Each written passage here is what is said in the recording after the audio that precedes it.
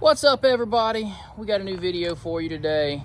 We're over at the sawmill and we got some saw milling to do. We're going to take you guys through a full day of what we got to do and how we got to get everything done here at the sawmill.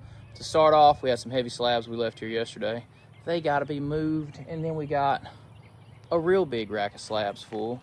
They got to be moved, and that rack has really worked out very nicely. Yeah, that rack has worked out really good. I think I've pulled a full bundle out of there at least 20-30 times by now. Yeah. So it seems to hold up pretty well.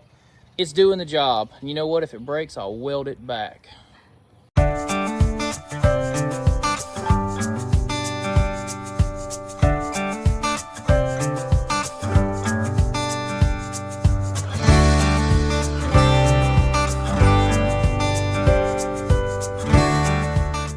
So guys, we're gonna go and move these now, but I did want to go ahead and answer because I always get asked this one in the comments. What do you do with your slabs? Two things. One, I either give those slabs away to people that want to use those for outdoor fire pits, or two, they become a big outdoor fire pit here. Let's take you guys for a little walk while I'm rambling. You see this pile of end blocks? I've give these away a bunch. But nobody really wants to heat with pine or cook with pine, so yeah, you can't heat with pine. You can't cook with pine. You can have an outdoor fire. Outdoor fire. And I have had people come up here and load their truck down with it for an outdoor fire on the weekend. But who knows? Hey, I tell you what, drop some comments down below with some uses, and you know, maybe it's a new one we haven't thought of. Guess we better go over there, fire up the old Kubota, and see if we can get some logs over here. Looks like we got one little board needing an edge in there. Well, before we get started, guys, we are gonna have to, unfortunately, file the chainsaw. And if you guys want to know how we sharpen our chainsaws here, well, I'm gonna do a couple strokes here, kind of show you my process. Brittany's been helping me for years with that, so we just lay it up on the flatbed. As I'm pushing the file, she keeps the end from running away there.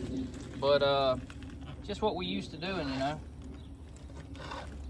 I'll get you another angle of it here in just a second. I did get this little cheap Amazon chain. I'm gonna go ahead and say I do not recommend it. Wasn't it like $20 for 2 chains? Yeah, something like that. We thought we were getting a good deal. Terrible deal, because the chain is junk. Like, I don't even know if I'll file and make much of it after filing it.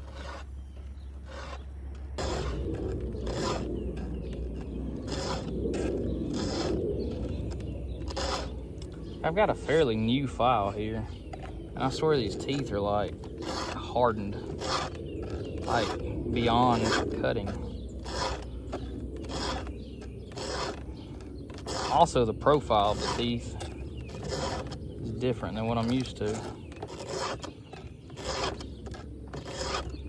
You cannot come and bite my fingers. This cat is a nut.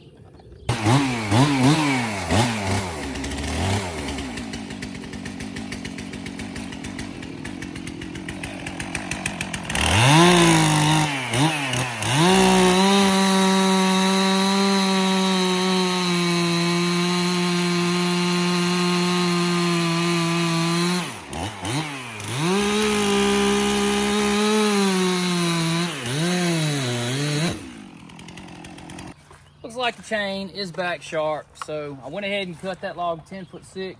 These are the ones that came off that logging job, so we brought them in double length, splitting them down the middle right now, and we're gonna put them over on the sawmill, and then we'll show you guys how we get them run down into pallet wood.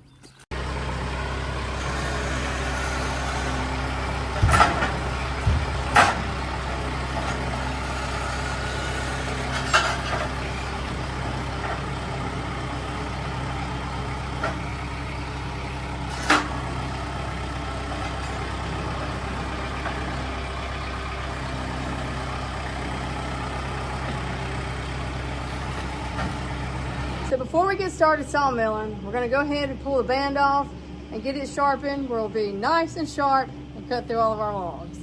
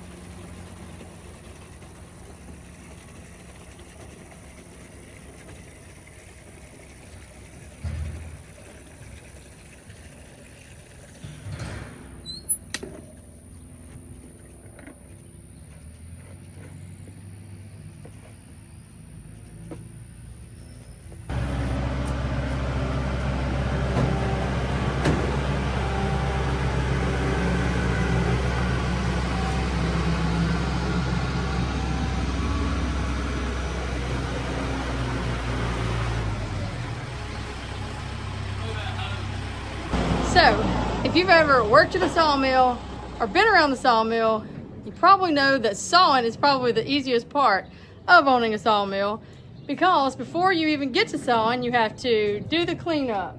You have to throw away the slabs. You have to get the water. You have to get the blade sharpened. I was just going to come All up the and say, stuff. I thought it was funny, but I was going to ask you, are you ready to start work? Yeah, I think I've already been at work. I'm tired. We done sharpen saw blades, fill the water, move the slabs. I mean, I already had a full day. Had to empty the barrel over there, which is all part of cleanup. Some more goes into it than you think sometimes. Because sometimes even I, after all these years, been doing this over 10 years as my only form of income, and I'll come out here and I'm like, we're just going to saw this today. That's never, it never works out that way. I always end up doing all this other stuff. I just spent an hour doing all these different tasks. But now we should be able to saw some wood hopefully. I shouldn't even say anything. No. Maybe flawlessly, because everything has been sharpened, all the wood's been moved. Let's see.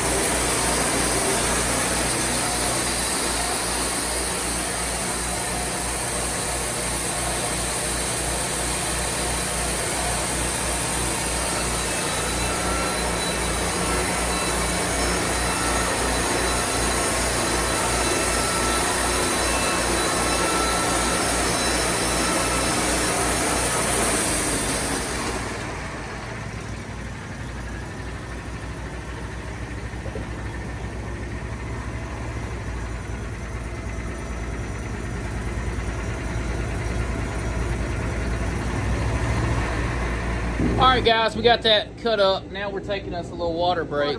And usually we kind of backlog these right here. And while these are being, you know, prepped to chop, Brittany's over here chopping and stacking, I go ahead and move the next log forward and we get it continued on.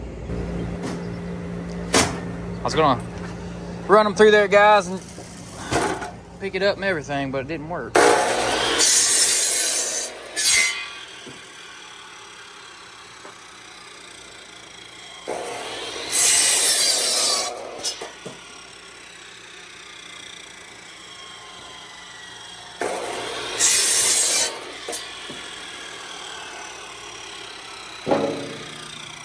Actually trying to be a little more informative today on like the process of our pallet wood cutting, because we've taken you all the way to the logwoods and shown you how we cut the trees and brought them out and everything. So it's kind of be a little more detail oriented in this video on like what exactly we do.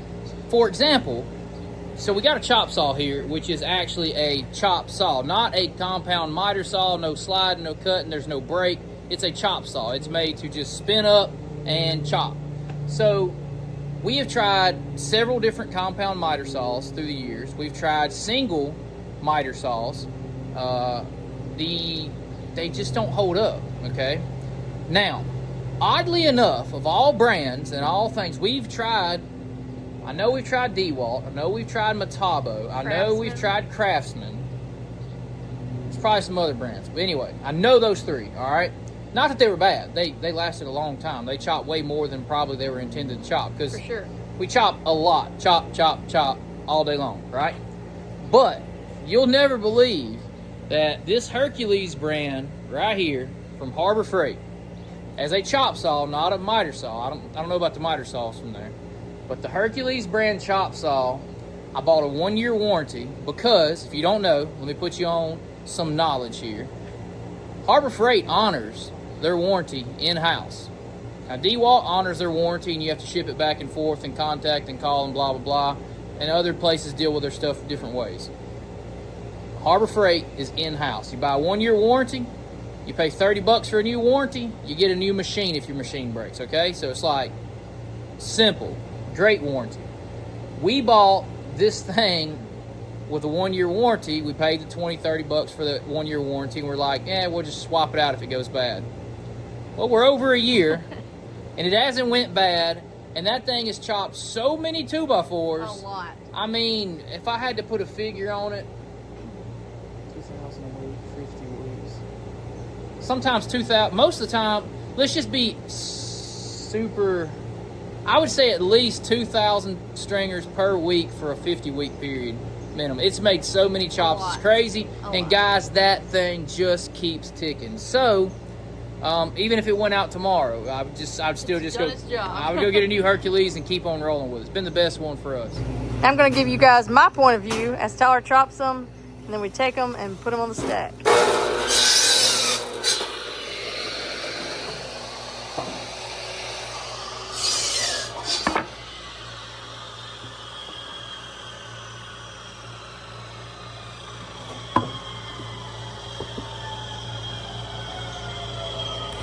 A little hard one-handed, ain't it? That was very hard one-handed. I'll do a little external third-person view of you.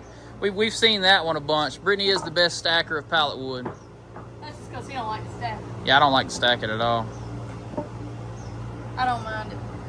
We have discovered through the years that you got to find what you're good at and what you like to do. And I'm good at getting the absolute most from a log. Terrible at that. The other day she left the, I'm going to tell off on her. It's telling on me. She left off the taper. So she had turned the log, she tapered it, and then turned the log, made her cut. She had a 90-degree angle, right, square. And then she turned that down, but she never let her taper down. So she made her cuts, and she was just sawing the log into a wedge on the end. My 2x4s come out like this. Yeah, her 2x4s come out like a wedge. And I was like, well, they're good for the first ones there. But she was like, maybe that's why you run the sawmill the most. And I was like, well, hey, you definitely can run the sawmill. Got our thing. It doesn't always happen, so you're very good at it. And to say that I've never done that would be a complete lie. Yes, I've seen it. We do jest and talk about it sometimes. I gave her crap that day about it. But for the most part, she does run the mill really well. But we find our jobs that we like doing here. And this is the main thing that we cut. Yeah. We do a lot of other orders, but we cut a lot of this. And just gotta find what you like doing and do the most of it. I like to run the Sawmill. Oh, it's easy. Yeah, I agree.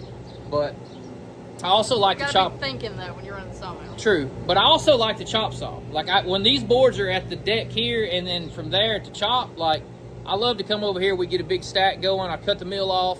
And I'll come over here and chop for a while for. I also find chopping fun.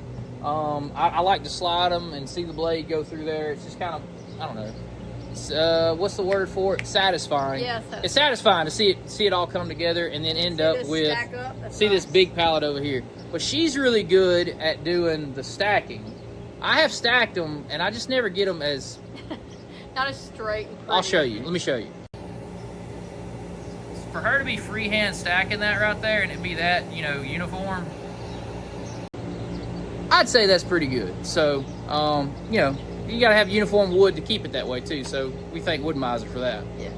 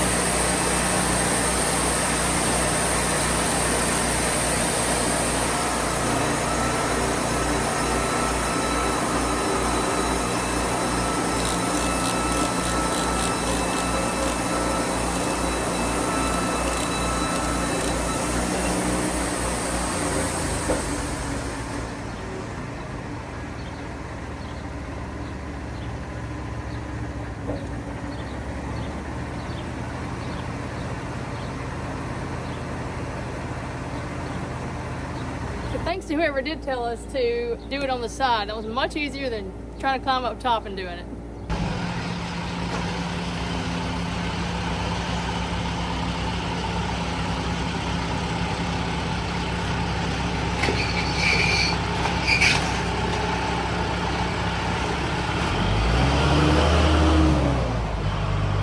We're gonna haul them again, this time with the old Chevy. It did pretty good last time.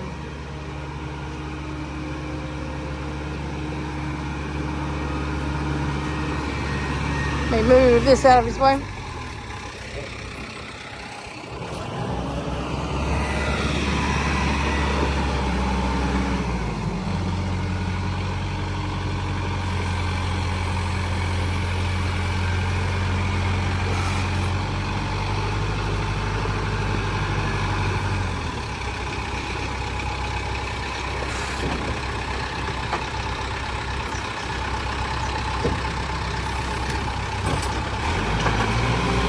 Guys, we are going to end it right there because I think we got a lot of info out there. You can see the pallet wood over that way. And just wanted to show you guys a little bit more. We wanted to do something a little more fun around the farm today and like work on one of our projects, but it's like sometimes you just got to do what you got to do, and pallet wood is on the menu today. We have to get done. I got a whole nother pallet to go, and we've had a bunch of stuff come up this morning, so it's just been a hectic day. And we did get a lot of work done. We're actually going to saw for another hour and a half, 2 hours this evening, and then we'll edit this video tonight. But guys, we appreciate each and every one of your comments down below. Brittany was showing you earlier, I do believe, that we were doing the pack on the side. Yes. Have no clue why that just went over our heads for so long that we could do it on the side.